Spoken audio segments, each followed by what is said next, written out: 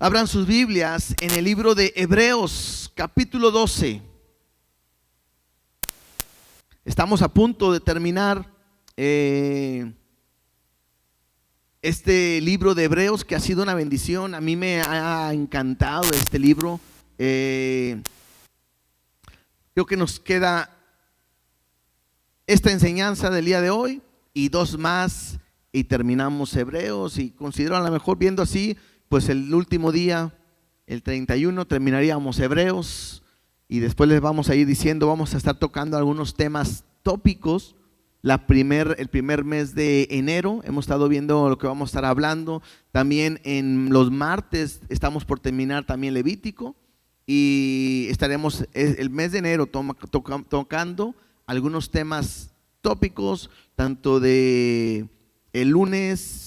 tanto el martes como el domingo. Entonces, para arrancar, muy probablemente vamos a continuar con Santiago y con otro librito que por ahí vamos a irles diciendo, ¿no? Entonces, creo que son temas importantes que vamos a ir aprendiendo.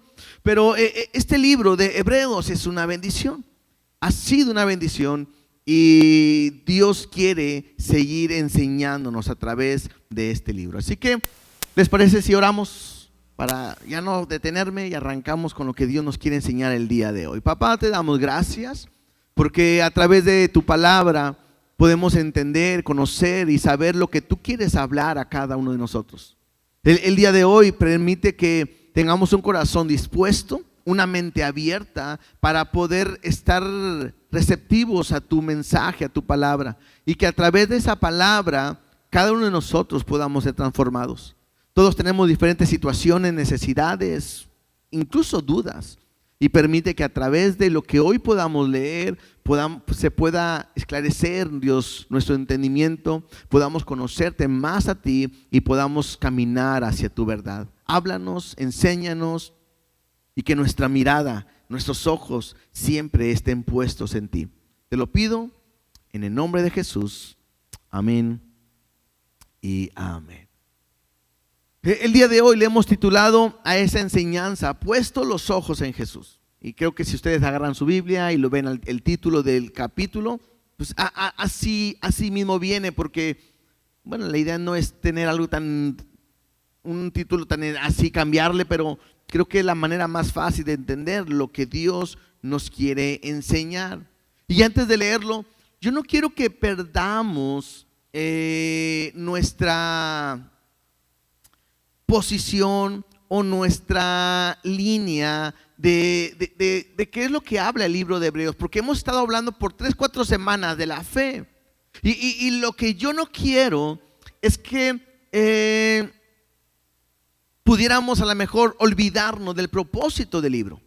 El propósito del libro, recuerden que era una iglesia de los hebreos que estaba siendo oprimida, quizás socialmente hablando, haciendo querer que vuelvan atrás. Recuerden que ellos hacían sus rituales, hacían sus fiestas, sacrificios, están en el templo, y de repente viene Cristo, cambia todo esto, y para ellos, conociendo, recibieron el mensaje, pero hay una presión social de venir atrás. Recuerden que lo comentábamos o lo hacíamos una comparación con aquellos que quizás estaban en una religión tradicional o de la familia. Después venimos a Cristo y de repente la familia empieza a haber una presión donde que ¿por qué has deshonrado a la familia? ¿Y por qué dejaste lo que mamá te enseñó y lo que papá nos han puesto en los corazones? Y de repente hay un conflicto que pudiera haber. Bueno, para esta iglesia hay un problema de esta presión, donde esta presión los quiere hacer volver atrás. Pero también, además de esta presión, esta iglesia quizás está pasando por desánimo. ¿Por qué? Porque hay una posible persecución de los cristianos en ese tiempo. Entonces, para ser cristiano en este momento no es tan fácil. Quieren quizás venir atrás. Otros quizás estaban viviendo en pecado. Recuerden que mientras estábamos viendo el libro de Hebreos, el principal punto era mostrar la supremacía de Cristo. Pero dentro de lo que nos estaba hablando de que era superior a los ángeles, a Moisés, a los profetas y todo, también había unas exhortaciones en relación a no pecar, a no vivir, a no descuidar la salvación que ahora Dios había puesto o ha puesto en nosotros. Entonces todo esto es lo que la iglesia está viviendo. Y en relación a lo que la iglesia está viviendo, bueno, este autor, que no sabemos, pero es puesto por Dios, nos ha estado empujando de poner una ancla y un firme conocimiento en Cristo para poder continuar. Yo les decía, no solamente esto es un ancla para ellos o era para ellos, sino aún para nosotros, porque día a día hemos conocido más a Jesús y eso ha afianzado más nuestra fe. En este último capítulo, lo que hace el autor es estar hablando de hombres que le creyeron a Dios y que Dios hizo algo glorioso aunque parecía algo ilógico. Y hablamos de la fe, que es la certeza de lo que se espera, la convicción de lo que no se ve.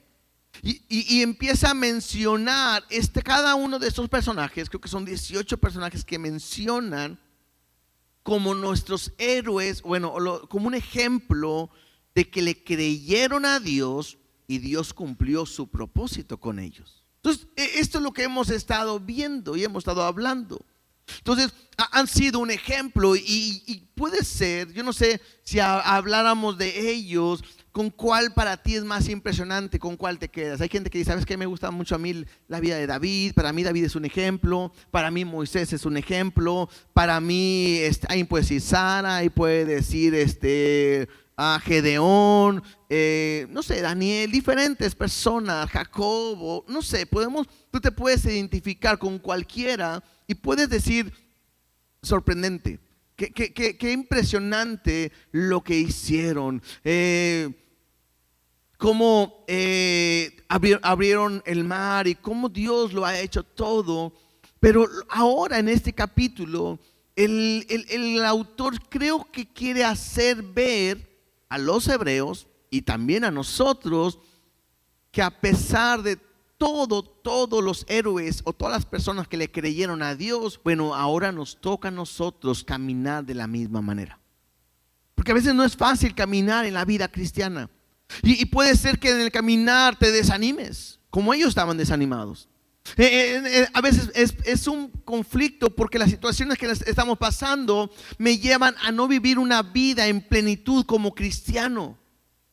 Y de repente es quejarme por mi situación económica, quejarme por mis problemas, quejarme por mi salud, quejarme por esto, quejarme porque me falta. Y de repente, en vez de vivir una vida en Cristo, podemos estar viviendo una vida, quizás no puedo decir con quejas, pero no en plenitud.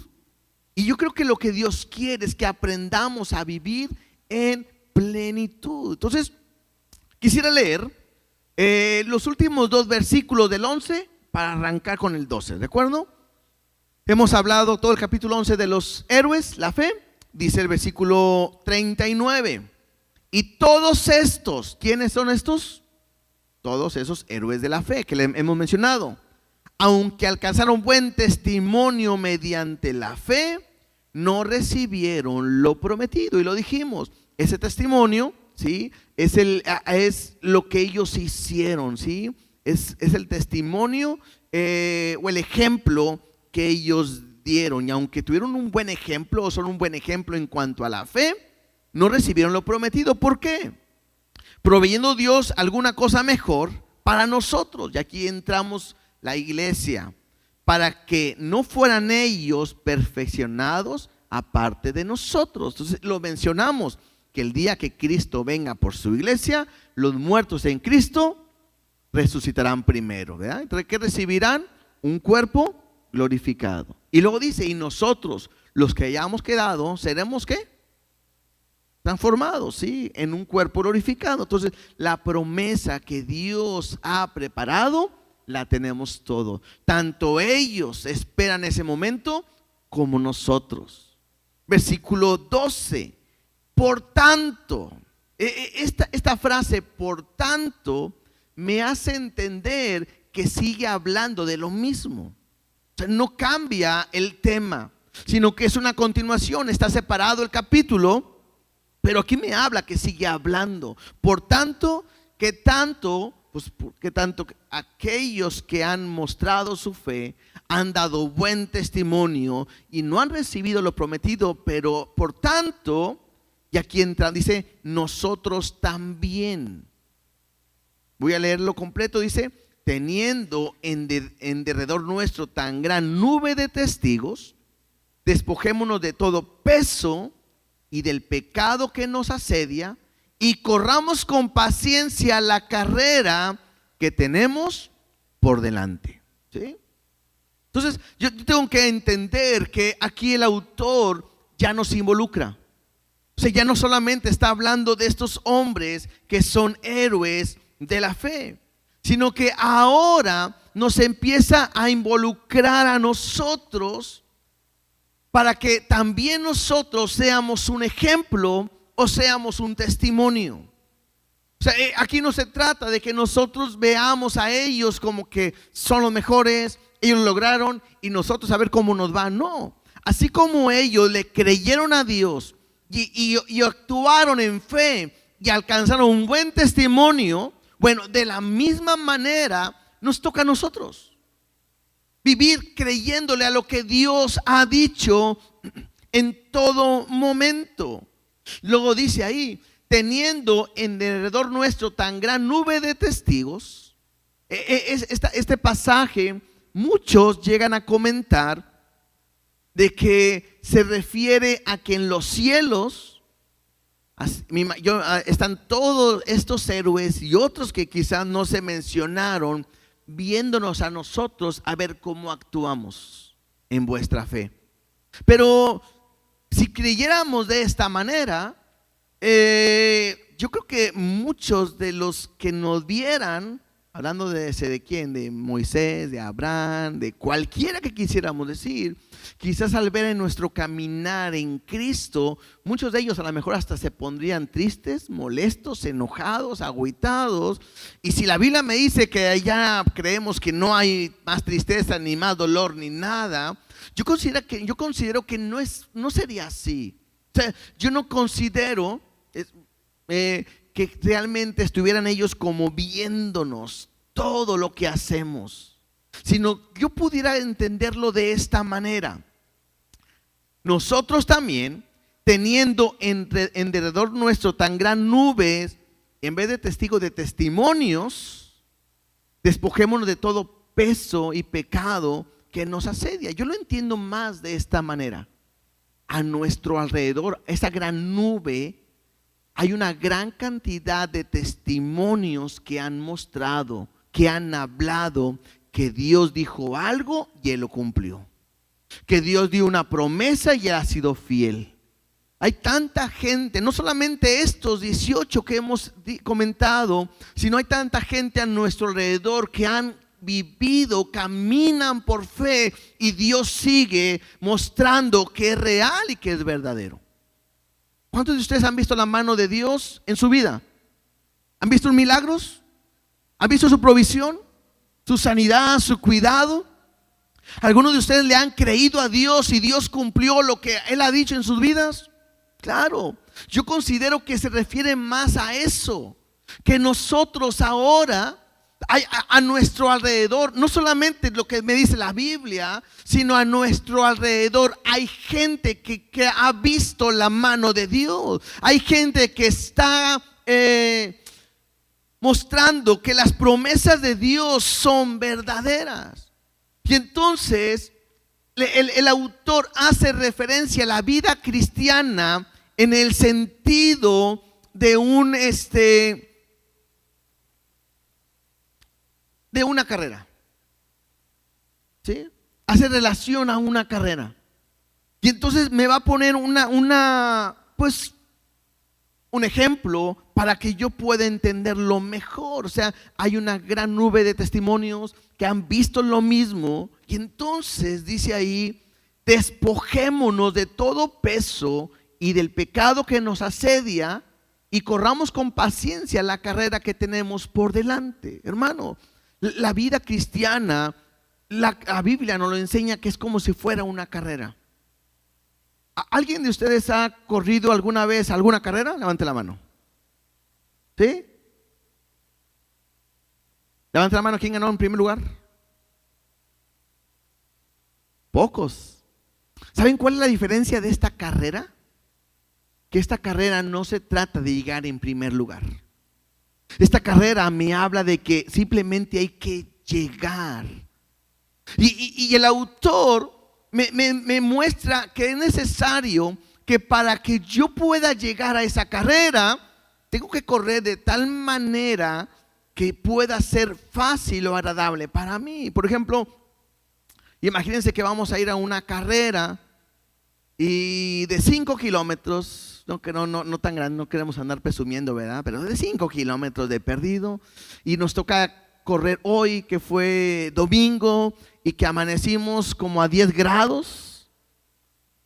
Entonces, vas a correr, te levantas para correr, te preparas para correr, y te dice alguien, ¿vas a correr? Sí. ¿Sabes qué? Hace mucho frío, llévate una chaqueta y un abrigo.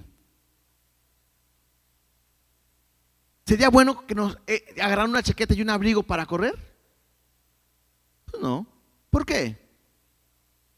Porque está pesado, ¿sí? Aunque me va a decir, al otro lo vas a aventar como un lado, pero no, o sea, eso me hace entender algo. El cargar un abrigo, una chaqueta, ¿es malo? ¿No? ¿Es pecado? No, no es malo, no es pecado, pero no me conviene que lo tenga mientras corro la carrera. Por eso dice ahí, despojemos de todo peso, y lo dice, y pecado.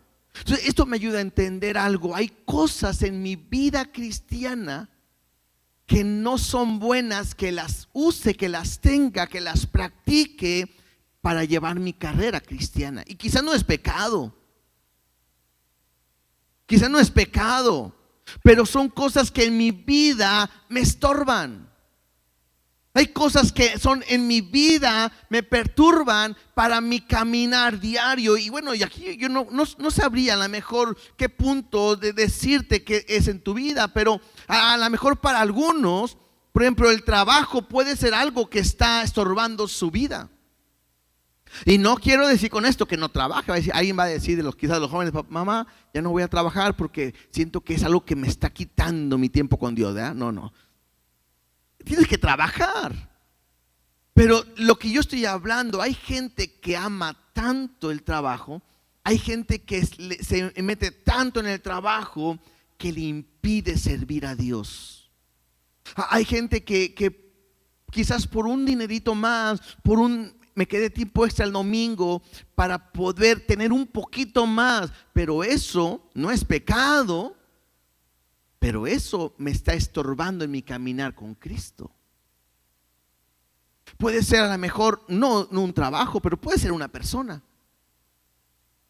Incluso puede ser una relación de noviazgo, y puede ser incluso cristiano o cristiana. El problema es que si esa persona no me ayuda a avanzar, a caminar en Dios, a cumplir mi propósito, mi llamado. Imagínate, tienes un novio cristiano, una novia cristiana, según sea el caso, y de repente Dios te está llamando a venir a servir, a trabajar con niños, en el grupo de alabanza, con jóvenes, no sé, en cualquier área, y tú quieres hacerlo porque Dios te está llevando a hacer eso, pero de repente tu pareja te dice, no, y no vayas. No, mejor quédate aquí. No, mejor no sirva. No, dame chance. No lo hagas hasta que yo no lo haga también contigo. Y de repente puede ser algo que te esté deteniendo. ¿Sí me explico en cuanto a eso? Bueno, hay cosas en mi vida cristiana que puede ser un peso que me está deteniendo para no correr de la manera correcta. ¿Sí? El segundo punto tiene que ver con el pecado. Porque dice ahí, despojemos de todo peso y del pecado que nos asedia. Y eso me llama a mí la atención, ¿sí? Es ese pecado que está afectando a nuestra vida, y yo tengo que verlo. A veces pensamos que porque ya somos salvos podemos vivir como queramos, y no es así. Estaba yo leyendo y esta palabra asedia en el original puede ser traducida de 4 maneras diferentes. Esta palabra asedia, la primera manera de poder traducirla es fácil de evitar, ¿sí? O sea, podríamos decir ese pecado que es fácil de evitar. Otra me dice, otra traducción es admirado. Puede ser un pecado que son admirados, que como que todos lo hacen y puede ser admirado. Otra traducción es simplemente, como lo leemos, que nos asedia, ¿sí? Que son dañinos para nosotros. Y otra palabra que puede ser traducida es peligroso. Entonces me habla de aquellas cosas que pueden estar en tu vida y que pueden ser pecados que de repente son fácil de evitar, pero que no lo haces. Aquellos pecados que dicen, no pasa nada, lo puedo controlar, pero no los quitas de tu vida. Aquellos pecados que quizás son admirados porque la gente lo hace y porque es normal o es atractivo, y los cuales deben de ser evitados. Aquellos que simplemente son peligrosos porque asedian tu vida y que pueden acabar completamente contigo. Entonces tengo que entender algo. Nuestra vida está constantemente en una lucha espiritual. Cuando hablo yo de lucha espiritual, no estoy hablando de que se vienen los demonios contra ti, van a pelear. No. Porque si Dios es conmigo, ¿quién contra nosotros, no? Porque el ángel de Jehová acampa alrededor que los que temen y los defiende. El problema es que yo en mi vida diaria estoy siendo expuesto para poder caer en pecado. Y cada uno de nosotros tenemos un pecado mínimo con el cual batallamos todos los días. ¿No es cierto?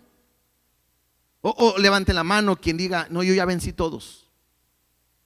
Soy perfecto, después de Jesucristo soy yo. ¿Verdad que no? Todos tenemos un pecado. A veces tan simples como una mentira, un enojo, o tan grandes como un asesinato o algo así. Pero para Dios no hay diferencia. Para Dios es tan malo el que mata a una persona o miles de personas como aquel que dice una mentirita blanca o sencilla que a veces le quieren decir. Es pecado, es pecado.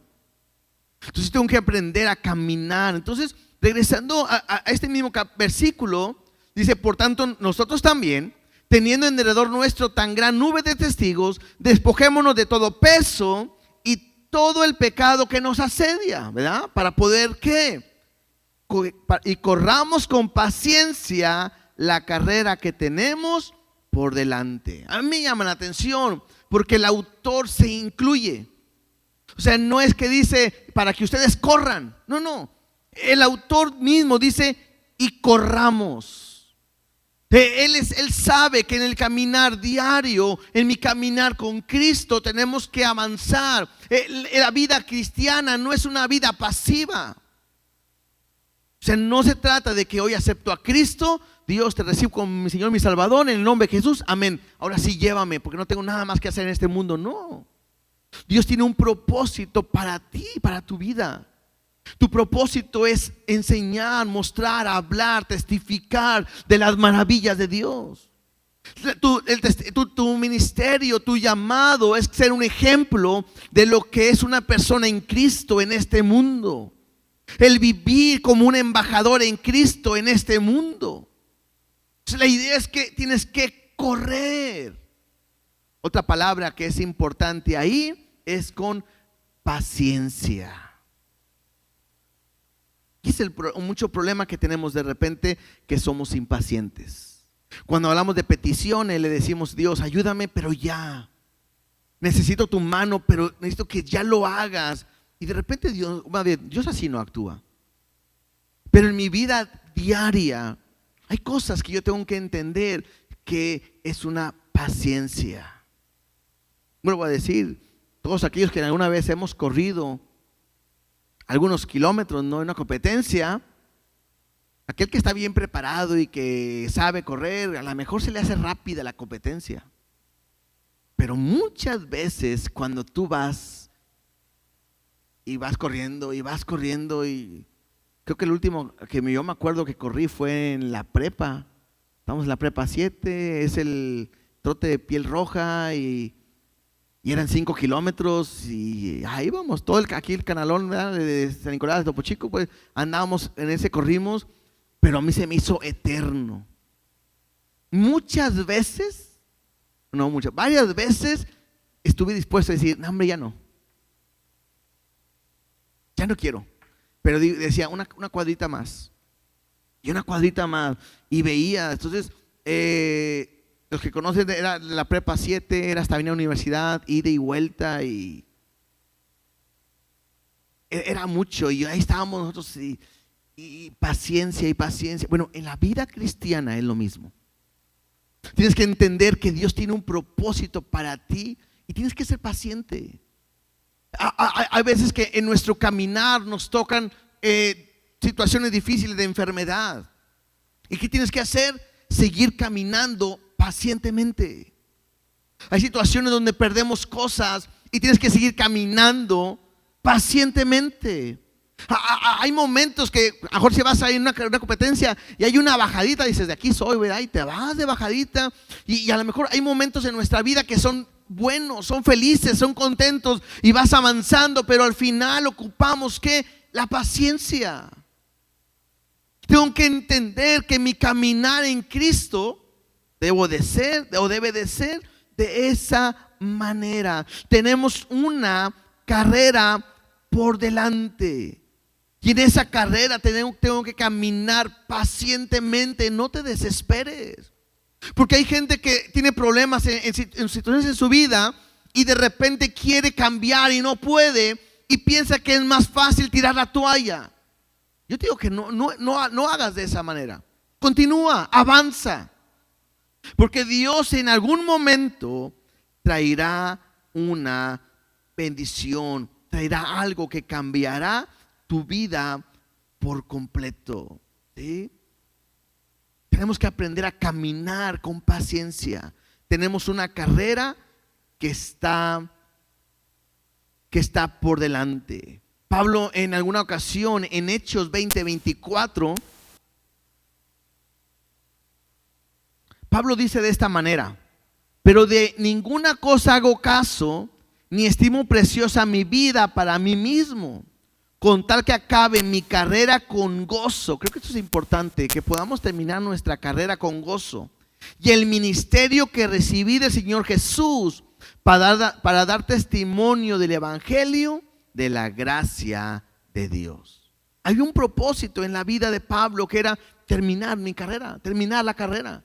Y yo debo de caminar de esa manera, esperando el momento en que voy a terminar la carrera.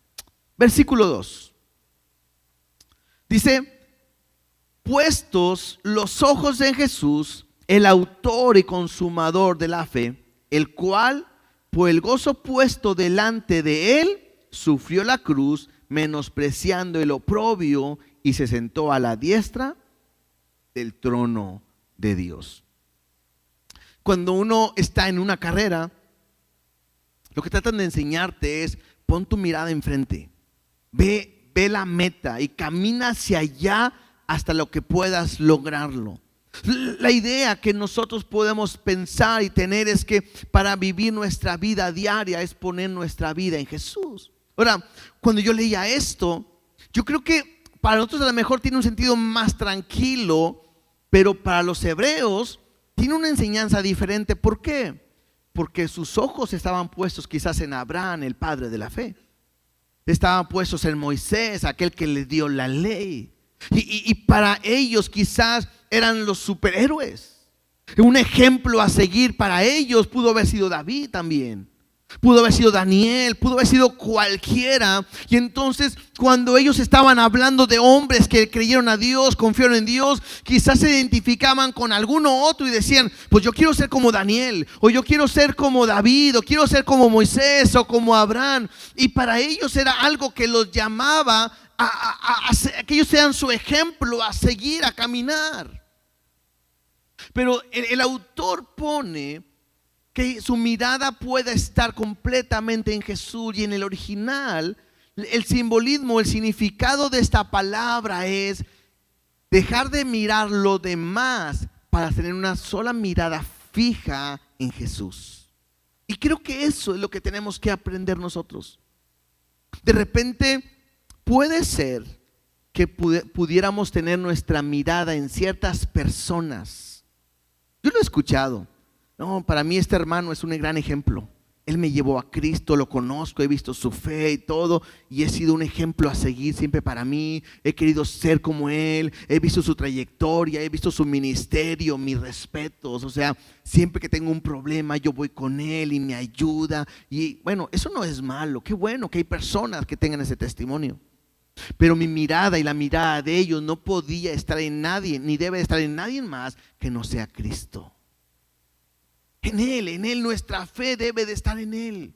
Ni nunca en ningún hombre, nunca en ningún pastor, nunca en ninguna persona.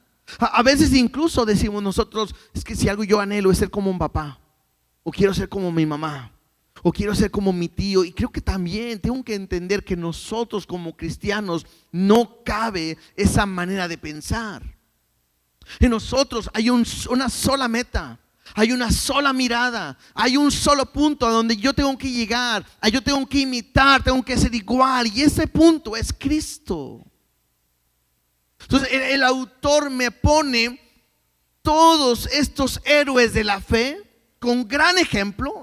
Vimos por ejemplo, lo del mar o lo de el muro de Jericó, y son grandes hombres y mujeres que se menciona en el capítulo 11. Pero entonces lo que hace este autor es, otra vez, enfocarlo en Cristo. Poner su mirada en Cristo y que podamos ver lo que Él ha hecho. Porque dice ahí, puesto los ojos en Jesús. ¿Quién es Él? Me dice, es el autor y el consumador de la fe. No solamente es aquel que a través de Él nos ha abierto la entrada al Padre.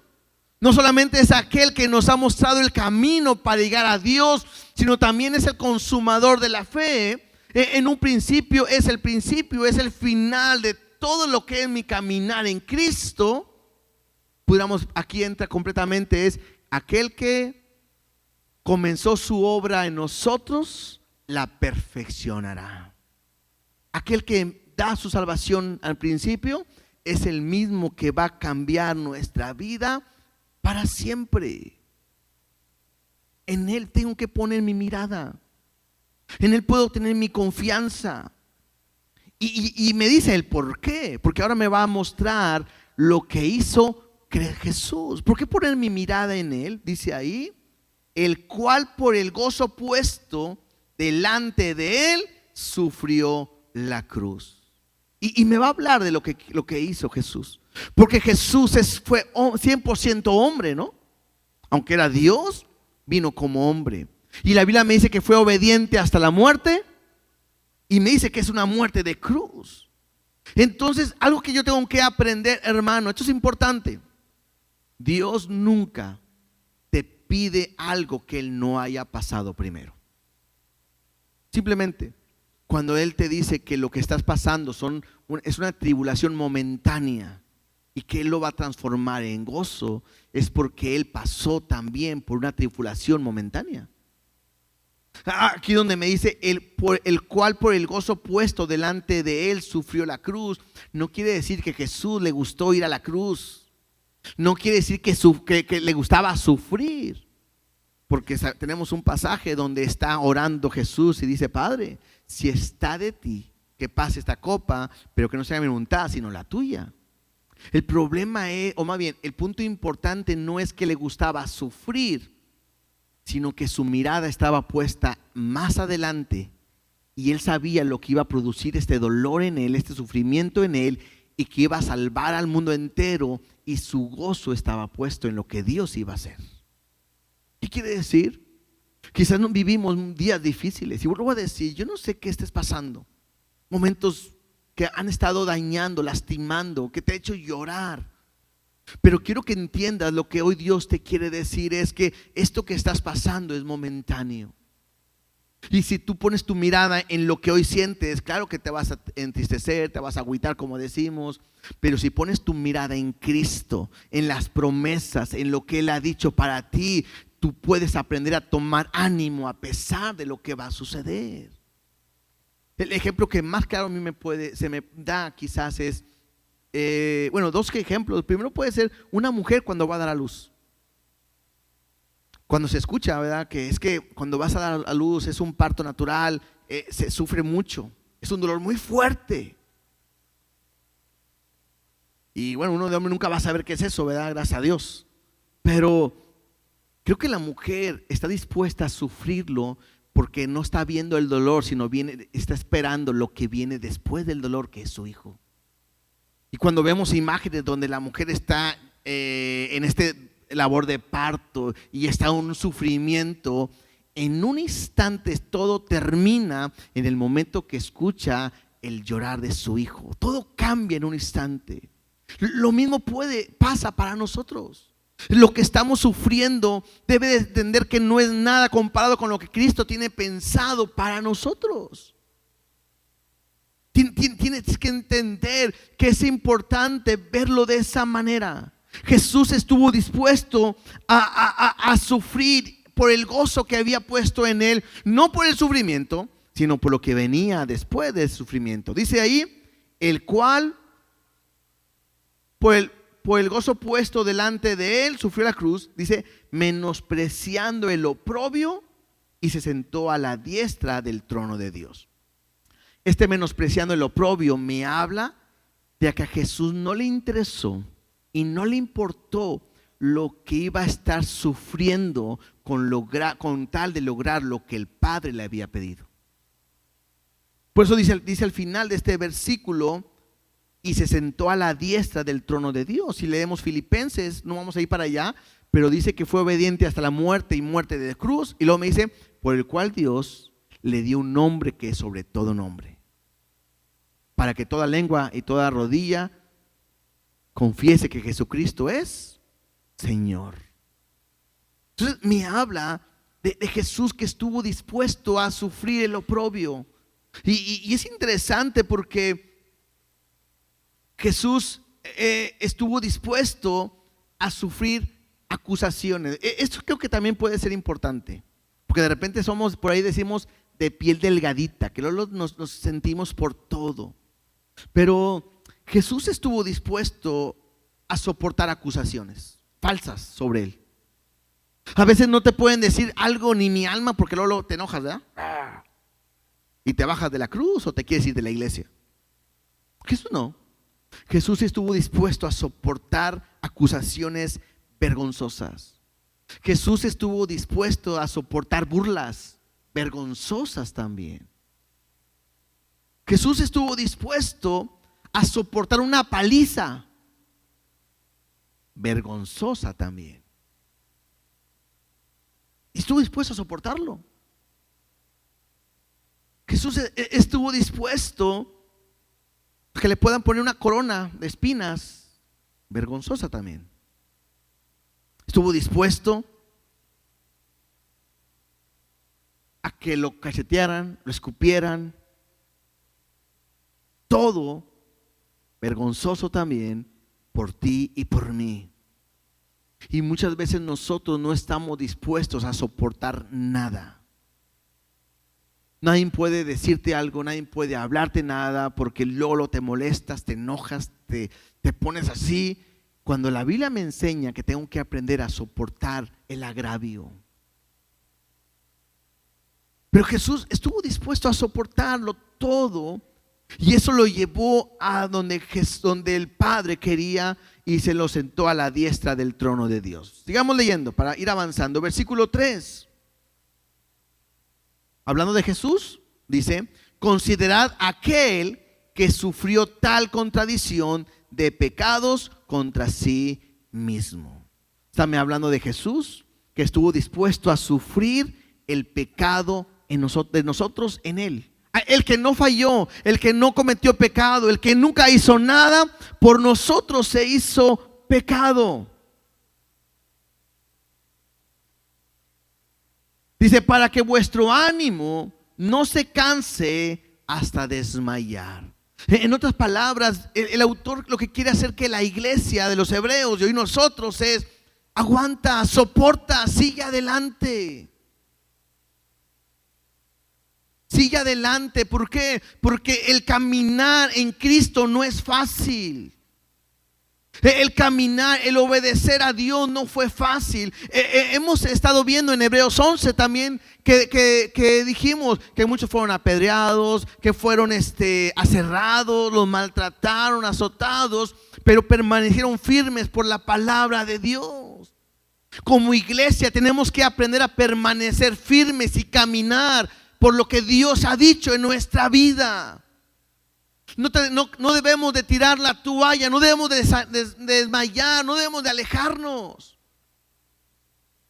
Tengo que entender algo. Como dicen ahí en los que hacen ejercicio, todos los FIDE hoy en tiempo, si no duele, ¿qué dicen? No sirve, ¿no? Y es increíble porque estaba escuchando a alguien que va al ejercicio. Alguien ha ido de repente a hacer ejercicio, a correr, y ¿cómo terminan? Cuando tenían mucho tiempo de no hacerlo. Todo adolorido, que no te puedes ni mover. Ahorita sí ando yo porque se me ocurrió andar jugando fútbol el sábado y teníamos un rato de que no, y me duele todo el cuerpo. ¿Saben lo que pasa? Cuando tú estás haciendo ejercicio y ese esfuerzo, lo que pasa en tus tendones, en tus nervios, todo, se rompen. Y al romperse, por eso duele, lo que hace es que se formen nuevos, formen volumen, se fortalecen, crecen, y poco a poco, pues alguien cuando va al gimnasio empiezan a hacer ejercicio y poco a poco hasta que empiezan a agarrar volumen. ¿Qué están haciendo? Están rompiendo sus fibras para que esas fibras puedan fortalecerse, agarrar volumen, sean fuertes y puedan soportar más. Lo mismo pasa en nuestras vidas.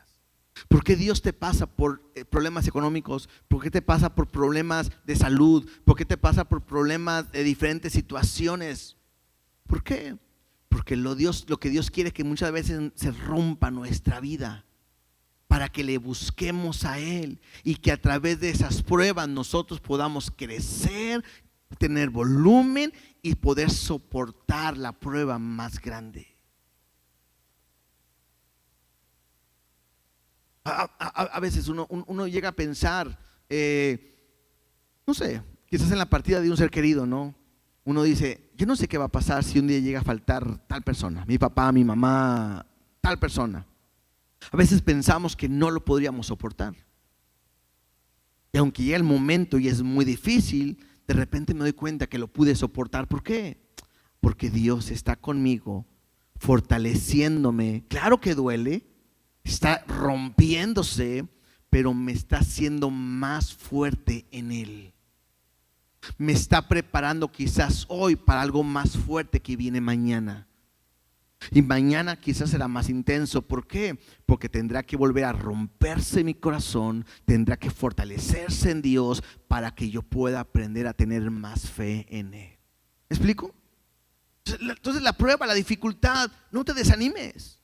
No pienses que Dios no tiene cuidado de ti, al contrario, tiene cuidado de ti. Por lo tanto, te está metiendo en esa prueba, ¿sí? Entonces, dice el versículo 3, considera aquel que sufrió tal contradicción de pecadores contra sí mismo, para que vuestro ánimo no se canse hasta desmayar. Versículo 4. Porque aún no habéis resistido hasta la sangre combatiendo contra el pecado. Pareciera que de repente el autor le dice, y lo que estás pasando no es nada. Cristo sufrió más. y Él pudo soportar hasta derramar su sangre, hasta dar su vida. Entonces de repente, vuelvo a decir, a veces pudiéramos pensar y considerar que Dios no tiene cuidado de mí. A veces pensamos que cuando me pasan cosas feas, malas, es porque pareciera que Dios ya no está pensando en nada en mí. Y ese es un error. Tengo que entender que cuando Dios me mete en una prueba, es porque Él va a sacar algo mejor para mi vida. ¿Se acuerdan cuando Jesús le dice a Pedro: Pedro, Satanás te ha pedido para zarandearte? ¿Y sabes qué? Cualquiera hubiera pensado que Dios iba a decir: ¿sabes qué? Satanás te pidió para zarandearte, pero yo le dije que no, porque soy el que te salva, el que te guarda. Yo soy el ángel que estoy protegiéndote y nada te va a tocar. Y todos amén, ¿verdad? Pero no. Lo que le está diciendo Jesús a Pedro es: ¿y sabes qué? Le dije que sí. Va a tocar tu vida. Pero, y le dice: y te vas a zarandear como a trigo. Cuando el trigo se golpeaba o se zarandeaba, era azotarlo con un propósito de que el fruto brotara. Cuando Dios está tratando contigo, es para que tu fruto brote. El ejemplo más claro se me ocurre ahorita: vas manejando, todos los que manejan, ¿verdad? Van manejando y se te atraviesa uno. ¿Qué le dices? Haz cuenta que ahí te zarandearon. ¡Paz! Volteas y dices: ¡que Dios te bendiga! Brotó el fruto, ¿verdad?, de bendición de Cristo, ¿verdad? Y si no brota ese fruto, entonces no sé qué fruto pueda brotar. O sea, Dios te va a pasar por situaciones difíciles, con un solo propósito: que pueda brotar lo que hay dentro de ti. Eso es lo importante.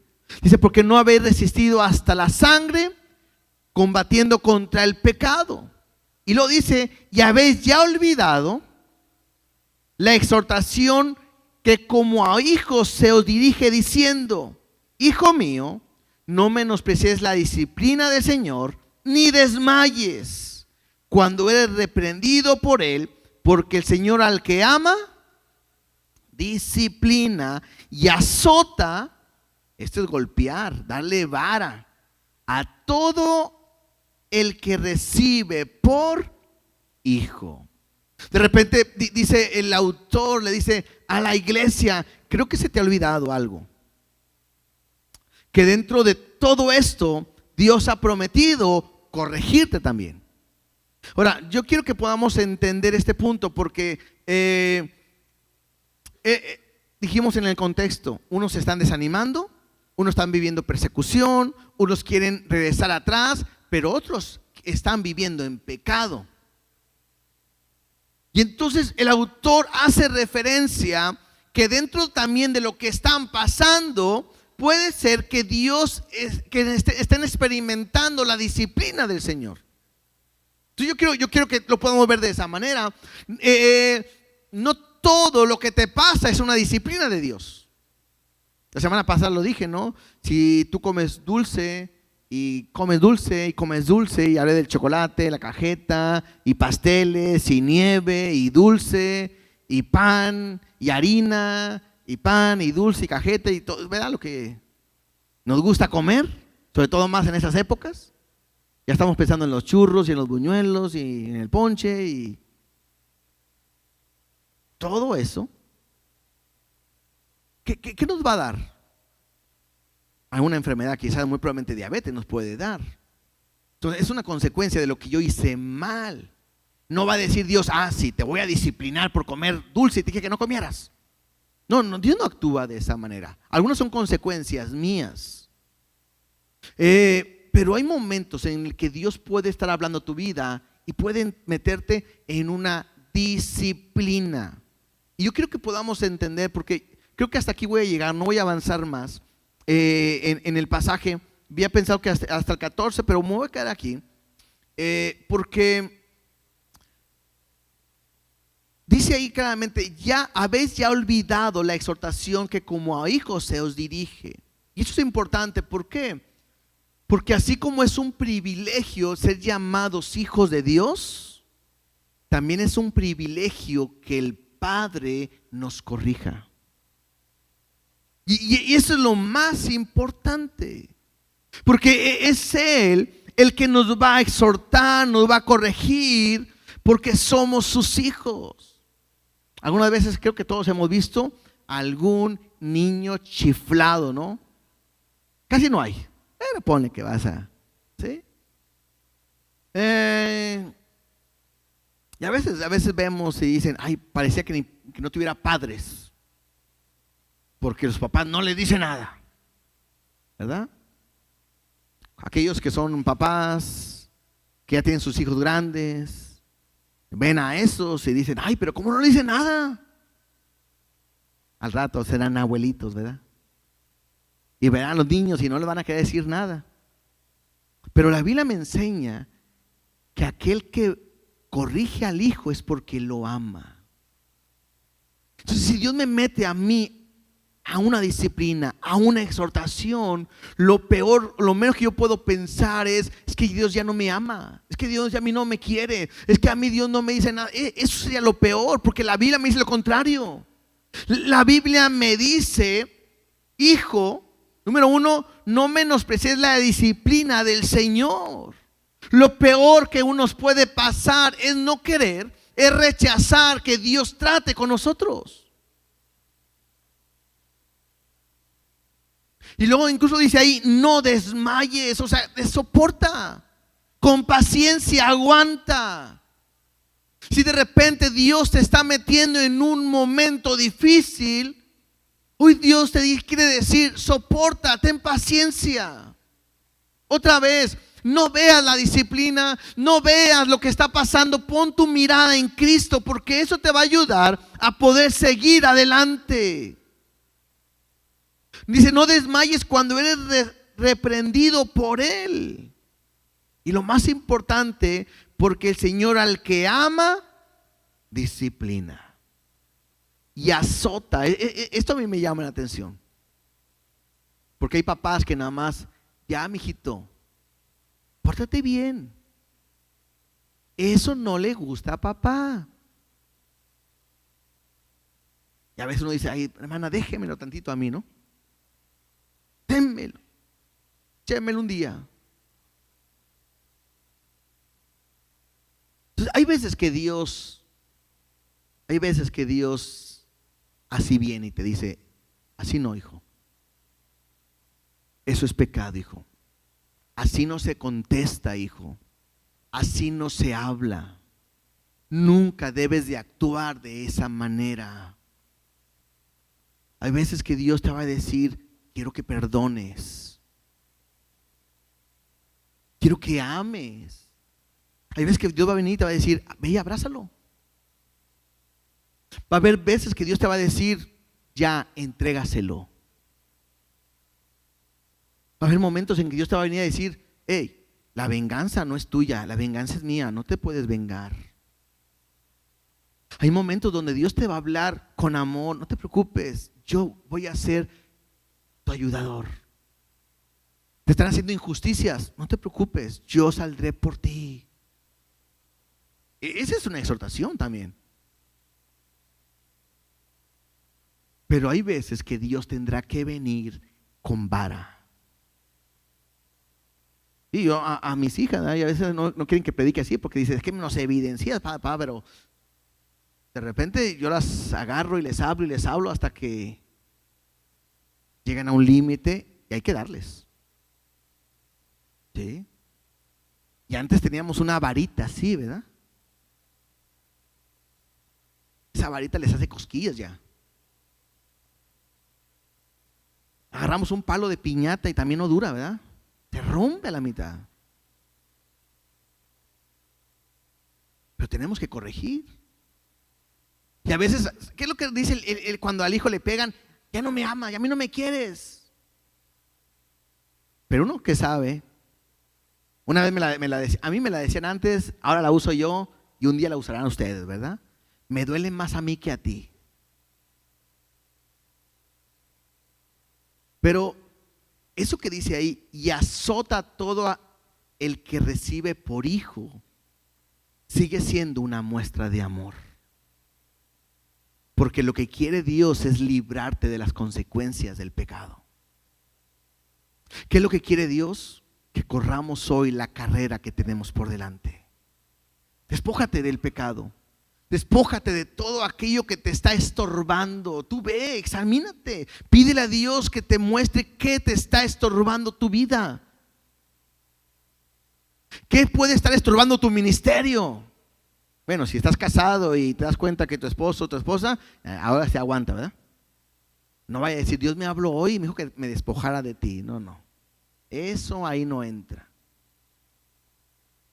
Pero ve todo aquello que te está estorbando para que camines con Dios. Yo no sé, aquí cada quien entra. ¿Y dónde está tu corazón? ¿Qué es lo más importante para ti? Cuando Dios te ha dicho, haz esto y tú dices, espérame, no, o déjame hacer otra cosa, eso puede ser algo que te está estorbando. No desmayes, sigue adelante. Pon tu mirada en Jesús, el mejor ejemplo es Jesús. No sé, quizás, y toco ese tema, puedes estar enfermo y puedes decir, ya no aguanto más, es mucho el dolor. Tengo que decirte, sigue adelante, ten paciencia, no desmayes. Cristo sufrió hasta derramar su sangre. Y simplemente es que tú pongas tu mirada en Él y tomes fuerzas para seguir adelante. Y si te está pasando o te va a pasar Dios por una disciplina, es porque te ama. Y si estás pasando ahorita por un momento difícil, sigue adelante. Y si te tiene que azotar, Dios permite que te azote, porque ahí va a llevar un cambio tu vida. Pero tenemos que seguir adelante.